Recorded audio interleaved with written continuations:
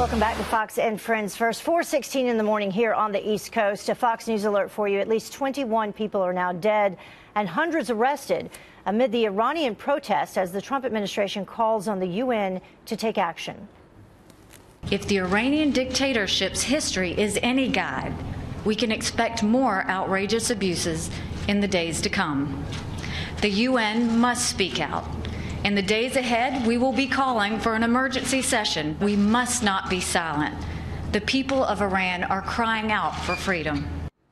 We're here now to weigh in is the managing director for the Israel Project, Omri. Ceren. Thank you so much for joining us. We appreciate it this Thanks morning. for having me. Yeah, so lots going on in Iran with these protests. President Trump tweeting his opinion on it, but you say, and as we were just discussing that he also needs to act. Yeah, you know, the president has been very clear that his support and his administration's support for the protesters isn't going to be rhetorical. It's not.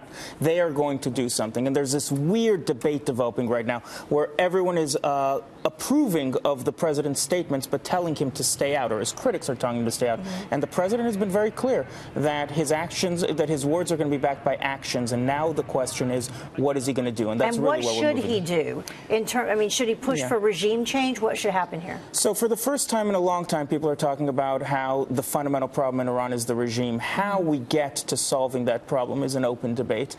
One of the things that's a no-brainer is the regime is using its resources to shoot people in the streets, and the United States has enormous leverage to cut off those resources. We know where the IRGC gets their money. They get it from the Central Bank of Iran. We know where the Supreme Leader gets his money. He gets it from his business empire. We should sanction those. Well, and some of that money and some of those sanctions that were lifted came from us. That's exactly right. So we used to have very, very harsh sanctions on the Central Bank of Iran. We used to go after the Supreme Leader's business dealings, but because of the nuclear deal, we lifted those sanctions. But those sanctions now need to be reimposed for human rights reasons. They're using their resources to mow down people in the streets. Yeah, and is that possibly why we're hearing from former members of the Obama administration now saying, don't do anything, others saying, be quiet? That's exactly right. You know, they've manufactured any number of reasons for inaction. They say the president shouldn't act because the protests are too small, or because they're hardline, or because it won't work, or because it'll alienate the Europeans.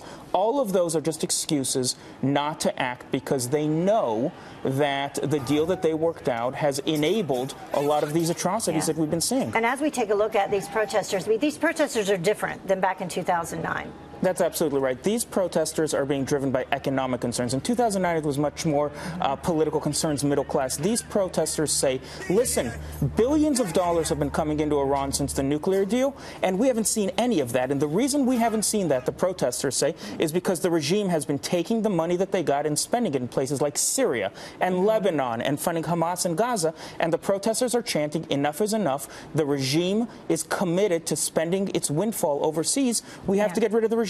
Yeah, and this is a younger generation. They know that they can have a different life. Yeah, it's not just a younger generation. You're absolutely right.